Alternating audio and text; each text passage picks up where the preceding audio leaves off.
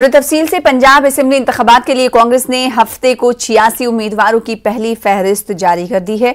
वजीर आला चरणजीत सिंह चन्नी मुकाबला करेंगे, जबकि पंजाब कांग्रेस के सदर नवजोत सिंह सिद्धू अमृतसर मशरिक से चुनाव लड़ेंगे।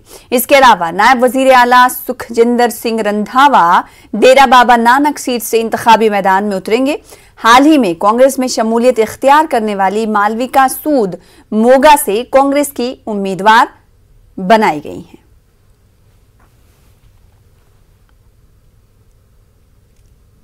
वहीं यूपी असेंबली इंतखाबात 2022 के लिए बीजेपी ने अपने उम्मीदवारों की पहली फहरिस्त जारी कर दी है। पहले और दूसरे मरहले की टिकट का ऐलान कर दिया गया है, जिसके तहत वजीर आला योगी आदित्यनाथ को गोरखपुर शहर से टिकट मिला है। वहीं सराथू सीट से केशव प्रसाद मौर्य इंतखाब लड़ेंगे, जबकि संगीत सोम को सरधना, योगेश धामा को बागपत, अतुल गर्ग को गाजियाबाद, नंदकिशोर गुज्जर को लोनी और पंकज सिंह को नोएडा से टिकट मिला है। आज हम पहला चरण की 58 सीट में से 58 सीटों में से 57 सीटों की आज हम अभी आपके सामने नाम रखेंगे। मैं सबसे पहले दो प्रमुख सीटों के बारे में, जो फर्स्ट और सेकेंड फेज में नहीं है, उसकी उत्सुकता आप लोगों के अंदर है।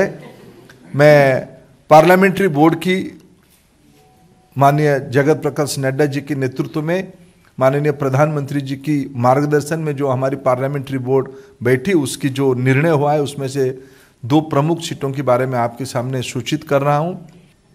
आदरणीय योगी जी हमारे मुख्यमंत्री की दायित्व में है। वो गोरखपुर शहर से चुनाव में पार्टी की ओर से प्रत्याशी होंगे। श्री केशव प्रसाद मौर्य वो प्रयागराज जिले में सिराथू